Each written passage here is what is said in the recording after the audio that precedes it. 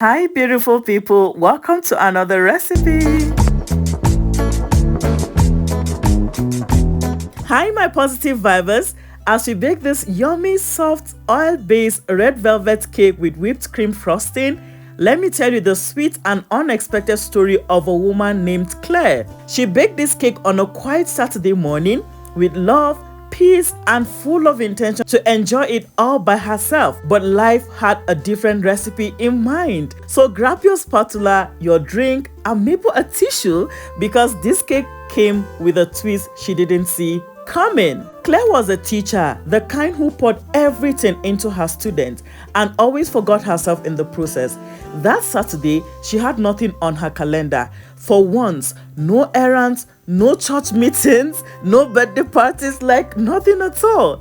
She had been dreaming about red velvet cake all week. Not the dry one from the supermarket, no. A homemade, moist, oil-based red velvet cake with whipped cream on top like soft cloud. She tied her headscarf, wore her comfy socks and said, "Today, I bake for me." She wasn't baking for content or celebration. This cake was a love letter to herself. She brought out her ingredient like a pro. Vegetable oil, check. Sugar, eggs, vinegar, cocoa powder, vanilla, baking soda, check, check, check. That deep red food coloring, double check, guys. As she mixed, she smiled. The batter looked like red velvet luxury. Smooth, glossy, and rich. The kind of batter that makes you sing love songs to yourself, and slid them into the oven with a satisfied sigh. Then she pulled out her chilled cream to begin whipping it softly by hand, singing under her breath. But then the doorbell rang. She opened the door and there stood her next door neighbor, Linda. Linda was holding her toddler on one hip and looking exhausted. You know that kind of tired that sits in your bones?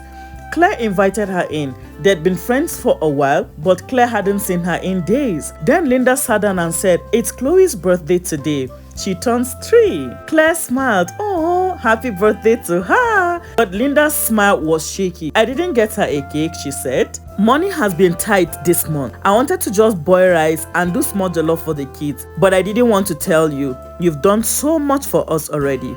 Claire froze. Her heart started to whisper, "Don't do it. Just hug her. Bake another one next time." But another voice in her heart said, "You know what to do." Claire turned off the oven. The cake was ready. She brought out the pans, placed them near the window to cool, and didn't say a word. She just whispered to herself, "This one is not mine anymore." Linda didn't even expect it. When Claire said, "You can take the cake," Linda gasped. "Claire, are you serious? Are you sure?" Claire nodded, smiling. "It's for Chloe now. Let's make her day special." As Linda wiped tears from her eyes, Claire started whipping the cream with fresh strength. Her arms were sore, but her heart was steady. Layer by layer, Claire built the cake. Red velvet sponge, whipped cream, another layer, more cream. She piped rosettes around the edges, clean, elegant. Then, with gentle hands, she wrote, "Happy birthday, Chloe" on top. She didn't rush, she didn't complain, she just let love guide her hand. By 1 p.m., the cake was boxed and ready to go. Linda hugged her again and said, "Claire, I'll never forget this." Claire smiled, but inside she was tired and kickless. After Linda left, Claire stood in her kitchen. It was quiet, no leftover, no slices, no frosting on the spoon, not even a crumb to lick. She made a cup of tea, sat on the floor, and stared at the window. The cake she had dreamt about all week had left without her even tasting it, and somehow she was still okay. Around 5 p.m., Claire's phone buzzed. It was a message from Linda. "Claire, Chloe sang happy birthday to herself when she saw the cake. She held it like a treasure. I cried. You didn't just bake. You gave us a memory we will always hold. Thank you." Claire read the message 3 times, then she smiled. Then she cried. Not sad tears, but the kind that came when your heart is full, even without cake. That night, Claire ordered herself a slice of red velvet cake online.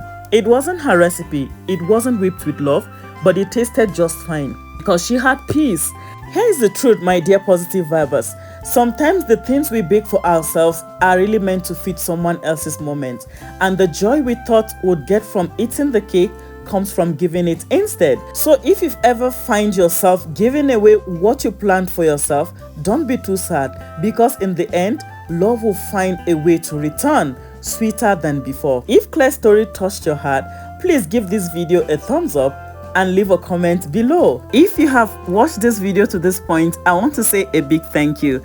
Do not forget, subscribe to this amazing channel and you won't regret doing so. All the measurement is captured in the video, and I'm also going to capture it in the description of the video. Enjoy the rest of the video. If you have any question, drop it in the comment section and I'll be more than excited to reply. Stay blessed, stay lifted, and I love you. Bye guys.